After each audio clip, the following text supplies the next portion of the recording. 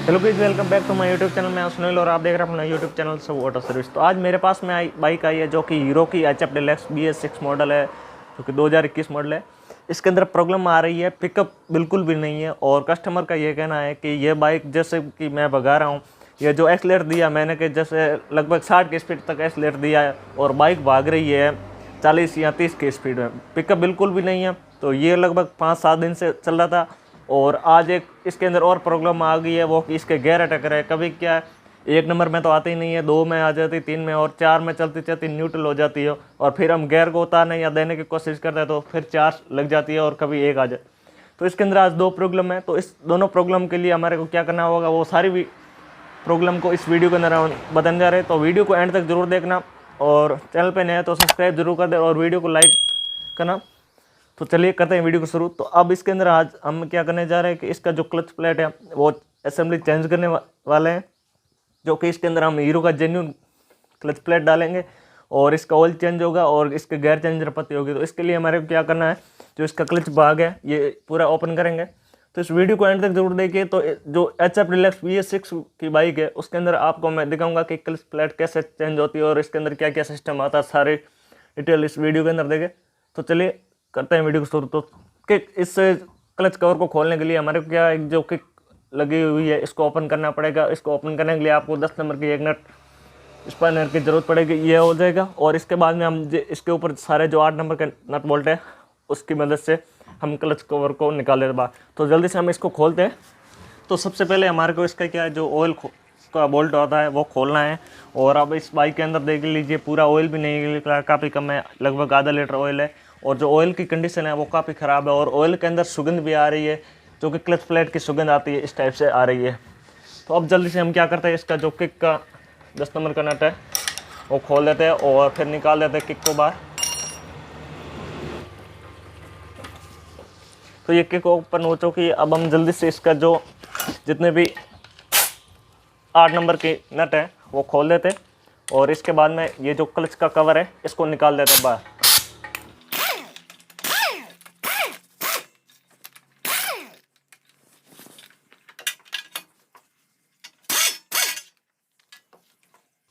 नट सारा खुल जाने के बाद में आप जो इसका जो गेज आता है जिससे हम ऑयल डालते हैं वो भी खोल देना है, क्योंकि ये जो है पीछे अटक सकता है, जिस क्लच का अंदर वो जो वेट लगता है उसी के पीछे।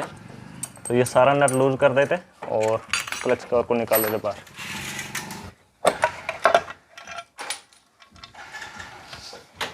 जो BS6 की बाइक आती है उसका जो क्लच कवर को खोलने के लिए आपको जो ये फुटरेस्ट का जो पेडल देख रहे हो उसको खोलने की ज़रूरत नहीं पड़ेगी, क्योंकि जो इसका सेटिंग किया हुआ है वो काफ़ी नीचे है। जैसे कि अब इससे जो पुरानी बाइक आती थी उसके लिए आपको इसको खोलने के लिए काफ़ी मकसद करनी पड़ती थी, क्योंकि इसको भी खोलना पड़ता था, ये नहीं खुलता तो साइलेंसर भी खोलना पड़ता। इसके अंदर ऐसी प्रॉब्लम नहीं, ये एक अच्छा सिस्टम कर दिया कंपनी ने।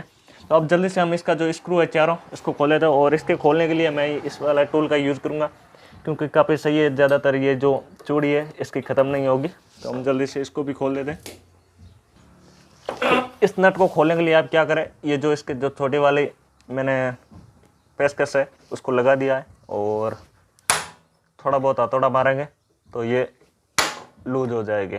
इसके अंदर ज़्यादा ताकत नहीं है, परंतु जैसे ही हम जो स्क्रू ड्राइवर है उसकी मदद से खोलने के लिए कोशिश करेंगे तो हो सकता है ये स्लिप भी हो जाए।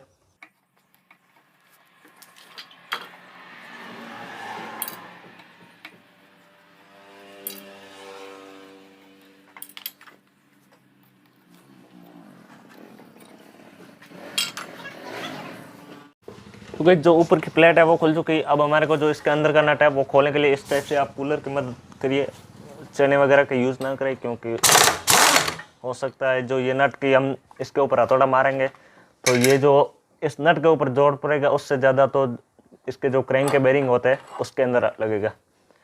तो इसके अंदर भी काफ़ी एमरी वगैरह आई हुई है जो कि क्लच प्लेट की है, तो इसको भी हमारे को क्लीन करना है। और ये है इसका ऑयल पम्प, जो कि पहले से अभी काफ़ी चेंज कर दिया है कंपनी ने।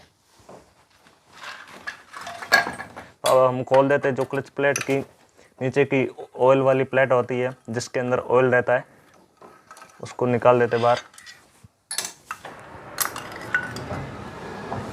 अब हमारे को नट खोलना है जो क्लच प्लेट के ऊपर एक प्लेट लगती है उसके तो 10 नंबर के नट है वो ऑपोजिट बाय ऑपोजिट खोले, एक नट पूरा ना खोले, एक नट अगर पूरा खोलोगे तो ये जो प्लेट आपको दिख रही है ये टूट भी सकती है।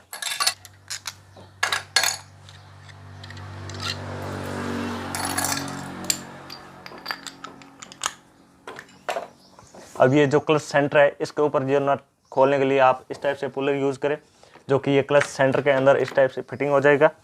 और इसका जो ये पुलर आता है ये छोटे वाले साइड में लग जाएगा इसके अंदर, और ये जो बड़े वाला शेप दिख रहा है वो लगेगा वेट की साइड में।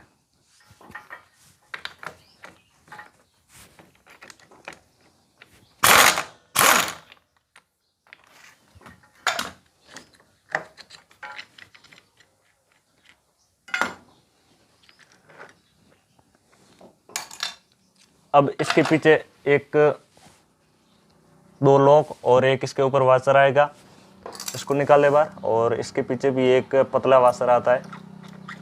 तो ये सारा प्रोसेस निकल चुका है।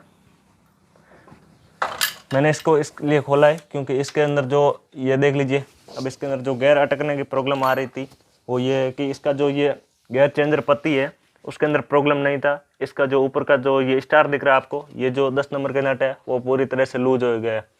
इसकी वजह से इस बाइक के अंदर गेयर की प्रॉब्लम आ रही थी। अब इसको अंदर मेरे को ये गेयर का भी काम करना है, इस नट को टाइट करने का अच्छी तरह से फिटिंग करके, और दूसरी बात है इसकी जो क्लच प्लेट है वो भी चेंज करनी है। तो हम जल्दी से सबसे पहले क्या करते हैं, इसका जो भी जितना भी प्रोसेस है वो सारा क्लीन कर देते, क्योंकि क्लीन करेंगे तो फिटिंग में अच्छा रहेगा, नहीं तो क्या है कि अंदर मिट्टी वगैरह होगी तो बाइक अपनी स्मूथ नहीं चलेगी। तो हम जल्दी से ये वाला सारा प्रोसेस कर देते हैं और क्लीन करने के बाद में इसका सीधा क्लच प्लेट फिटिंग करते हैं। तो गाइस जो जितना भी हमने क्लच के अंदर जितना भी पार्ट्स खोला था वो सारा मैंने एक एक नट को वॉशिंग करके तैयार कर दिया। और ये रही साइड में जो हमारी की क्लच प्लेट हीरो की ओरिजिनल, और ये रहा जो नया ऑयल है। थोड़ा बहुत हम क्या कि क्लच प्लेटें वगैरह फिटिंग करेंगे तो अंदर अच्छी तरह से लगा के फिटिंग करेंगे तो क्या है काम आसानी से होगा, क्योंकि जो ऑयल होता है वो काफ़ी देर के बाद में ऊपर चढ़ता है। तो अब हम क्लच होजिंगे, इसकी जो नीचे की एक पाइप लगती है वो लगा देते, और इससे पहले एक बड़ा वाला वाशर होता है वो भी लगा रहता है, उसको भी ध्यान में रखें। पहले वाशर फिर इसके बाद में एक पाइप लगेगी, इसके बाद क्लच होजिंग लगेगा। अगर आपके पास में पुरानी बाइक है और क्लच होजिंग अगर इसके अंदर थोड़ा बहुत खांचे हो जाते हैं तो उसको आप क्या करें, ग्लैंड से करके अच्छी तरह से घिस दे, तो क्या है क्लच प्लेट में गैर अटकने की प्रॉब्लम नहीं आएगी। अब इसके ऊपर एक और वाशर आ जाएगा और वो भी काफ़ी पतला वाशर है, और इसके ऊपर आएंगे 2 लॉक वाले वाशर, और इसके बाद में एक जो कटोरी आएगी जो लॉक वाले वाशर होते हैं उस दोनों को कवर करके रखती है। अब लॉक वाशर को लगाने के लिए आप क्या करें, ट्यूब वगैरह यूज़ ना करें, इसके अंदर ओरिजिनल ग्रेस थोड़ा बहुत लगा के यूज़ कर दे, तो आपके जो लॉक के वाशर है वो बार बार नीचे नहीं गिरेंगे। तो इसलिए मैं भी इसके अंदर क्या थोड़ा बहुत लगा के यूज़ करता हूँ, तो क्या प्रॉब्लम नहीं आती फिटिंग करने लिए।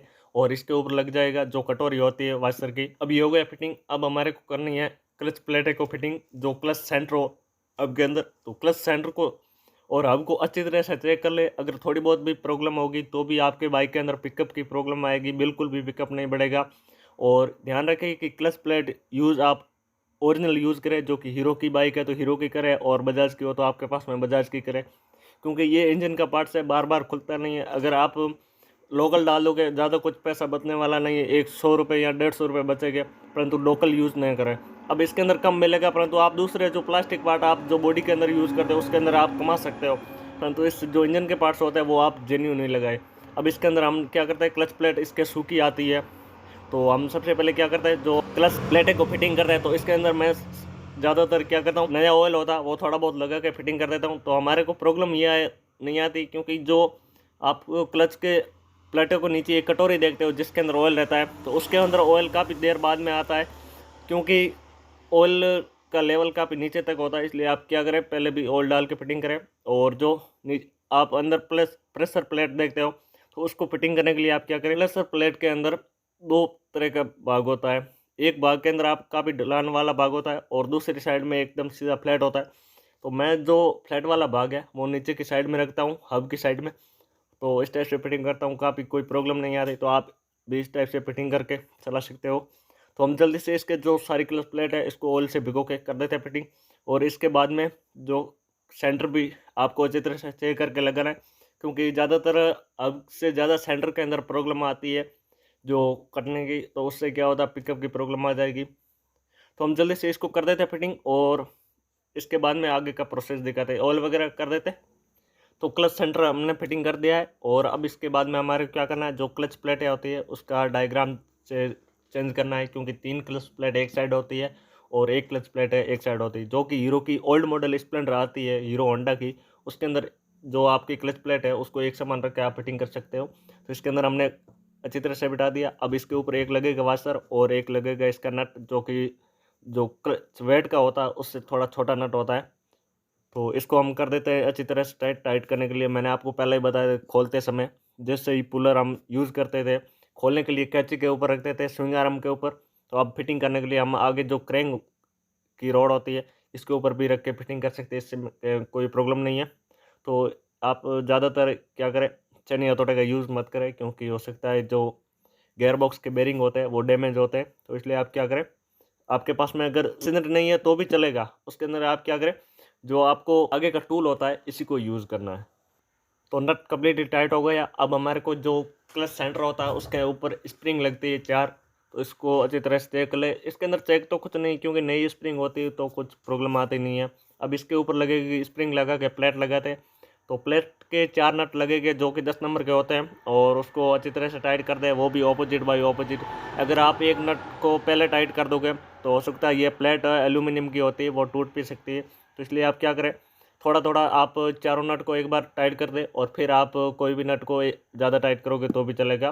पहले जब टाइट करो तो बरोबर टाइट करना है। तो हम जल्दी से कर देते हैं इसको भी टाइट और इसके बाद आगे जो प्रोसेस है वो आपको दिखाते हैं। जो नट है वो कम्प्लीटली टाइट हो चुका है और अब जो प्लेट है इसके ऊपर हमारे को लगाना है इसका बेरिंग। तो बेरिंग को अच्छी तरह से चेक कर ले। ये तो बाइक नई है, अगर आपके पास में पुरानी हो तो बेरिंग के अंदर हो सकता है चाल भी हो सकती है। तो उससे क्या होगा, जैसे कि आप जितना क्लच दबाओगे तो उतना क्लच दबेगा नहीं, उसके अंदर थोड़ी वाइब्रेट की प्रॉब्लम आएगी।